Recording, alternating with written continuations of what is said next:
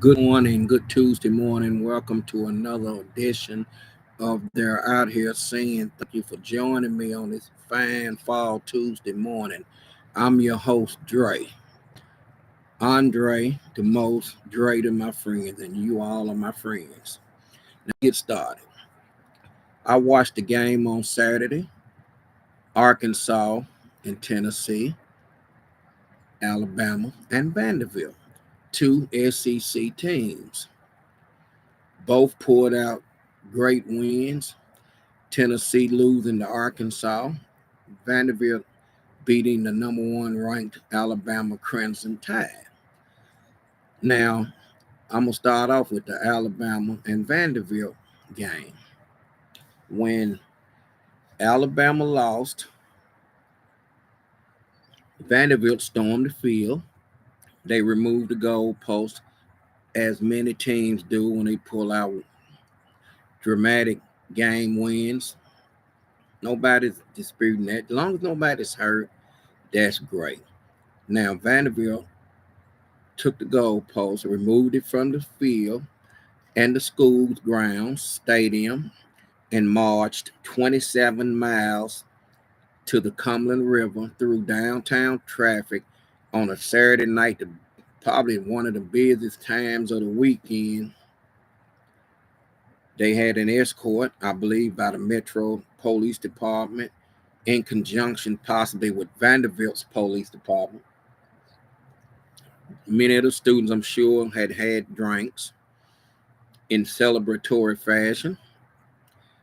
Do I think the goalpost should have left that school ground? Nah, nah. But they followed the suit of the University of Tennessee, which did the same thing several years back. Don't ask me what year. I'm not familiar with the year they did it, but they took the goalpost and marched to the river, lake, wherever they took it, and threw it in. So Vanderbilt felt, hey, you know what? We're gonna follow suit. We're gonna do what UT did. Now, Vanderbilt was fined 100,000, which is a drop in the hat for Vanderbilt.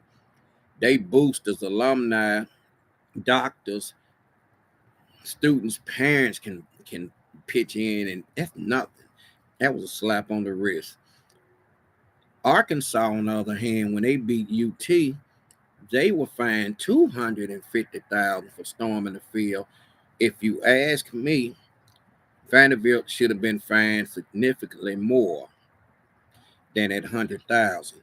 If you're gonna fine in Arkansas 250,000, then Vanderbilt for removing that goalpost from that field and off of school grounds should have been charged that too. Should have maybe even more. I'm just throwing a number out.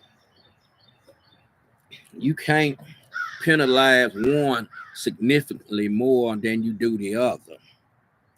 For me, I feel it may have been a difference made because it's Vanderbilt. Now, I live in the South. There's several schools here in the South, TSU, Vandy. I can name many others, but I don't know. I don't think you would have allowed an HBCU like a UT got a pass, Vanderbilt got a pass. Tennessee State could have never even pulled that off. We're barely allowed to have functions in this city. I know they wouldn't have never went for them taking that goalpost wherever they would have played. The Titans wouldn't have allowed it because that's why they play most of the games, home games. But the president, I think, is a black lady. She came on our local news affiliate, WTVF, for those who may be watching this blog that's not in the Nashville area. It's www.newschannel5.com. You can go out there and see her interview. Hope you're not going to try to shift blame on her because they said a couple of officers were hurt. I ain't no telling how many cars got wink, slick damage doing that carrying of the big wide goalpost. that was never reported. Thank God there were no emergency first responder type issues going on that Saturday night. It would have been a cluster. It would have been one big cluster trying to move all that stuff around to get help to the people they need. But going forward, if Vanderbilt does beat not necessarily a ranked team, but a great team, they play Texas, I think, coming up. I don't know all of Vandy's schedule. I know they play Kentucky, UT. They might play my Gators. I'd have to look at the schedule and get back with you on that. But they still should not do this again. This is a learning curve. Can't take gold post off the campus and tote it and drop it in the river. That's fun, I'm so sure, but it could have caused more damage than anything. Great detriment to people and equipment, people's personal cars that were lined up along that route, parked. And this is my take on it. Those students chose to do that. The president, she didn't have nothing to do with that. Period. So don't go gunning for her, cause she got on and spoke on it this morning. I thought it was something to see. You know, it was hundreds and hundreds of people. I can't give you a number of how many was out there, but they showed thermal imaging from the sky of them leaping over the stands. I'm sure some fell flat on their face. They was probably so inebriated. But I'm gonna tell you this: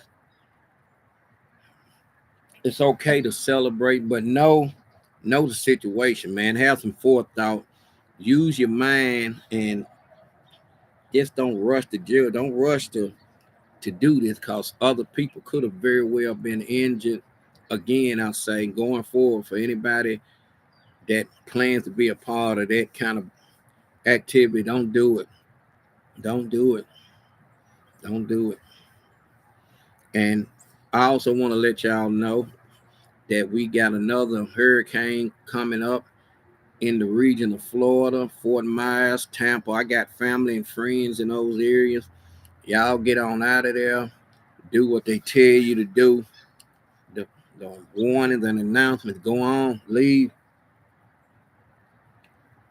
Praying for that state, Florida, and its citizens. And y'all do the same. Y'all join in with me and pray for that city and its residents and all areas surrounding Florida and other states that may be impacted by this situation. I just want to say to y'all, thank y'all for tuning in to another edition of They're Out Here Saying. Please like, share, and subscribe to my channel. I'm trying to build my audience up and my followers. Y'all join in with me. Please hit that like and share button. Tell your friends about the page. Quincy Gibson is my name. And my page and channel is called They're Out Here Saying.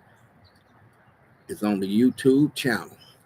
Thank you all and have a blessed rest of the week. And also go TSU Big Blue. Saturday is their homecoming and parade, annual parade.